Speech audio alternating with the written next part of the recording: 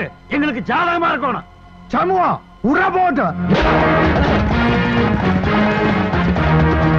அஞ்சுதல் அஞ்சாமை நமது முதல் பண்பாக இருந்தால் நன்று. நான் அஞ்சுவதும் அடிபணிவதும் இறைவன் ஒருவனுக்கு.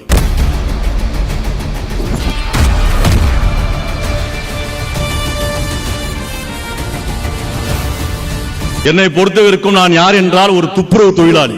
என் மண்ணையும் என் மக்களையும் சுரண்டி தின்னவனுக்கு இதாண்டா முடிவு. என்னை பொறுத்தவரைக்கும் நான் யார் என்றால் ஒரு துப்புரவு தொழிலாளி.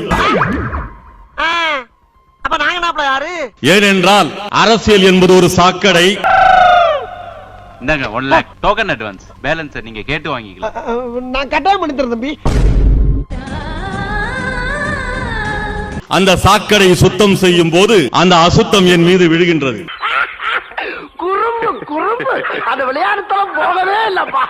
தேர்தல் களத்தை விட ஒரு கட்சியை பயன்படுத்திக் கொண்டு கட்சியோட கொள்கை சித்தாந்தம் என்று பயன்படுத்திக் கொண்டு மக்களை முட்டாளாக்கி கபலீகரம் செய்து எதை வீழ்த்த வேண்டுமோ நினைக்கின்றார்களோ அவர்களுக்கு உறுதுணையாக செல்லக்கூடியவர்கள் இருக்கின்றார்களே, இவர்கள் தான் அயோக்கியர்கள்.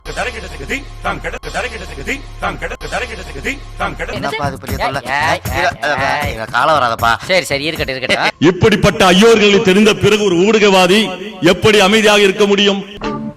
அட பாவிகளா, ஒரு மீட்டிங்ல ஏதாவது பேசணும்னு விவசாய இல்ல.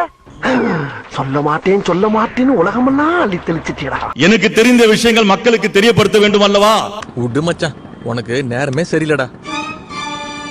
நேரெல்லாம் நல்லாதான் இருக்குது, சேர்க்க சரியில்லடா. கட்சிகளும் கொடிகளும் வைத்துக் கொண்டு வேஷம் போட்டுக்கொண்டு மக்களை ஏமாற்றுவதற்காகவும்.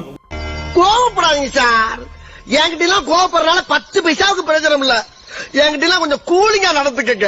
அதான் உங்களை மாதிரி ஆளுங்களுக்கு டீசன்ட். இது பெரியார் மண், இது திராவிட மண் என்று சொல்லக்கூடிய நிலையில் மக்கள் ஏற்றுக்கொண்டு அதை பயணிக்கக்கூடிய நிலையில் புதிதாக கட்சிகள் துவங்கி என்ன தெரியுமில்ல, கெட்ட ராஸ்கல் வெடிச்சு சதறிட்டேன்னு வச்சுக்கோங்க, ஒருத்தனுக்கு முடியாது, தலை காட்ட முடியாது. எப்போது நீ தமிழன் தெலுங்கன் என்று பேசுகின்றாயோ, வெக்கமல்ல நீ வந்து உட்கார்ந்து இருக்க. எப்போ வேற்றுமையை உருவாக்குகின்றாயோ, அதையே ஏன்டா குடாஞ்சு கேக்குறீங்க? அப்போது தாழ்ந்தவன் உயர்ந்தவன் என்ற ஒரு நிலையை நீ கொண்டு வருகின்றாய்.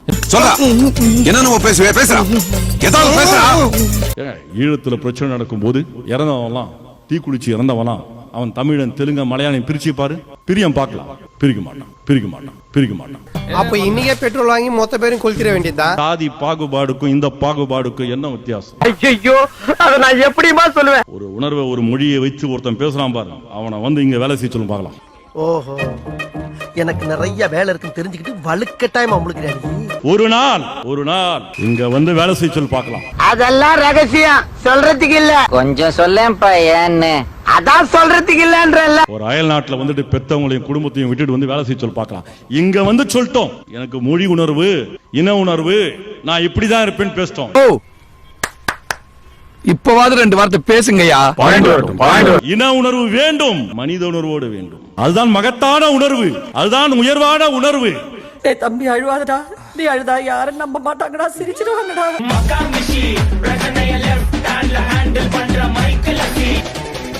வந்துட்டாயா. ஐயா உனக்கு நில்றா, ஒருத்தர் நில்றா, அவரு இல்லையா, சும்மா நில்றா.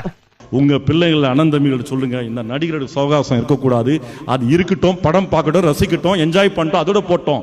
ஆனா இவன் தான் நாட்டை காப்பாதான் சொன்னானா திருப்பி அடிங்க. என்ன சண்டை போடாம போறீங்க?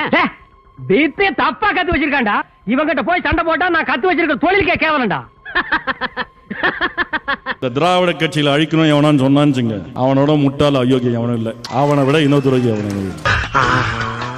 கண்டுட்டாளையா, சூச்சமத்தை கண்டுட்டாளே. இன்னைக்கு ஊடகம் யார் கையில இருக்கு?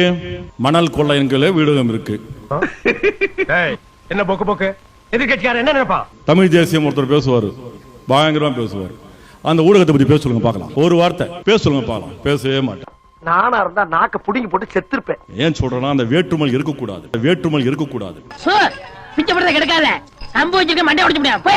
திருடன்லே பெரிய திருடன் தான். எதுனா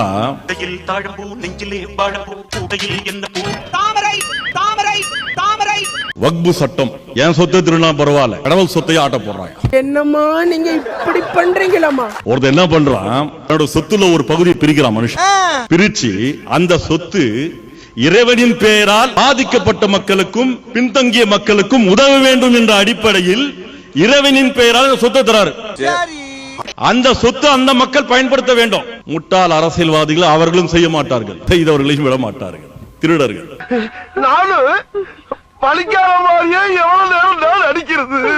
ஜம்மு காஷ்மீர்ல 8 வயது சிறுமி பலாத்காரம் பண்ணாங்க. இது எந்த முஸ்லிமும் எந்த இந்துக்களும் கிறிஸ்தவரும் ஏற்றுக்கொள்ள மாட்டாங்க. எல்லோரும் பொங்கி எழுந்தாங்க. ஆனால் அந்த குழந்தையை பலாத்காரம் செய்தவர்களுக்கு வக்காலத்து வாங்கி வீதிக்கு வந்தவர் பாஜக கட்சி சார்ந்த எம்பிக்கள். என்ன கொடுமை பாத்தீங்களா? யாரும் பார்க்கல.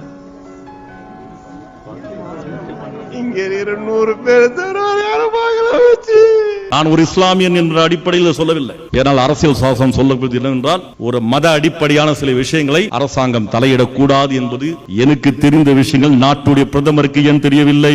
சார் புரியுற மாதிரி சொல்லுங்க சார். புரியலையா? சட்டத்தை ஏற்றினீர்கள். சட்டத்தை ஏற்றிய பிறகு ஒரு வார்த்தை பயன்படுத்தினீர்களே, இது சாதாரண வார்த்தையா? கேட்டுட்டு அமைதியா கடந்து போலாமா? ஜெய் ஸ்ரீராம். இந்த பிரச்சனைக்கு என்னால மட்டும் முடிவு காண முடியாது. 2 பேரும் திமிர விடாம காலை பிடிச்சு அமைக்க, ஒருத்தன் மண்டைய பிடிச்சு அமைக்க, ஒரே வெட்ல தலை வர முண்டை வர நான் உருட்டி விட்டு போகல. இன்னையில இருந்து என் பேர் பேச்சு முத்துறா, நாளைல இருந்து பூச்சி முத்திர மாத்தீங்களா? ஜெய் ஸ்ரீராம் என்று ஒரு இந்துக்கள் சொல்வது பெருமை.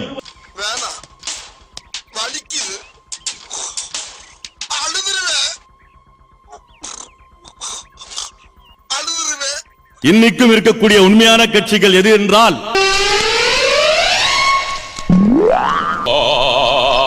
திமுக, அதிமுக, பாஜக, காங்கிரஸ் மற்றும் அதனுடன் நேரடியாக இணைந்துள்ள கூட்டணி கட்சிகள். இந்த கட்சிகள் தான். ஆனால் பின்புலத்தில் புதிதாக துவங்கக்கூடிய கட்சிகள், ஏற்கனவே கொள்கை சித்தாந்தத்தில் பயணித்தவர்கள், வெளியே வந்து அதை எதிர்ப்பவர்கள், இவர்கள் எல்லோருமே விலைக்கு போனவர்கள் தான். இதில் எவ்வித மாற்று கருத்தும் இல்லை. நாமளே கிடையாதுப்பா, வீணா வந்து ஏமாந்து போத சொன்னா கேளு. நம்முடைய மக்களை முட்டாளாக்கி, அதாவது தேர்தல் களத்தில் வாக்குகள் பெற்று முட்டாளாக்குறத. ஐயா நீங்க என்னென்னமோ பேசுறீங்க, எனக்கு ஒரே குழப்பமா இருக்கியா.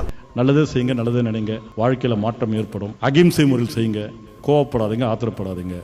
அவன் செஞ்ச முட்டாள்தனத்தை நீங்க யாரும் பண்ணிடாதீங்க. அவன் செஞ்ச தப்புக்கு அவன் தண்டனை அனுபவிச்சு ஆகணும். மறுபடியும் சுதந்திர போர் தயாராகி விட்டது போல ஒரு சிம்டம் இருக்கு. இதுவா தெரியுது. அப்படி ஆயிடுச்சுன்னா தயாராகிடலாம், போர் தொடுக்கலாம், அகிம்சையும். அண்ணா என்னமா இல்லாதப்ப யாராவது வந்தா? நான் இல்லாதப்ப எவன் இந்த வீட்டு பக்கம் வர மாட்டான். உன் தலைக்கு மேல ஒரு ஈ காக்கா பறந்தாலும் சரி, வீச்சருவா வீராசாமி தங்கச்சின்னு சொல்லு, அது ரெக்கைய மலைக்கிட்டு மண்டி போட்டுதாயி. எப்படி இருந்தனா இப்படி ஆயிட்டேன், எப்படி இருந்தனா இப்படி ஆயிட்டேன். This is what I want. Take okay. Crazy burger. எப்படி இருந்தனா இப்படி ஆயிட்டேன், எப்படி இருந்தனா இப்படி ஆயிட்டேன். ஏய் ஆப்பிள் ஜூஸ் குடா. இந்த வீடியோ உங்களுக்கு பிடிச்சிருந்தா கண்டிப்பா லைக் பண்ண மறக்காதீங்க. அப்படியே உங்க நண்பர்களுக்கும் ஷேர் பண்ணுங்க. நீங்க பண்ற ஒவ்வொரு லைக்கும் தான் இந்த வீடியோவை மற்ற நண்பர்களுக்கும் கொண்டு போய் சேர்க்கும். மறக்காம சப்ஸ்கிரைப் பண்ணுங்க. உங்க கருத்துக்களையும் கமெண்ட் பாக்ஸ்ல பதிவு பண்ணுங்க.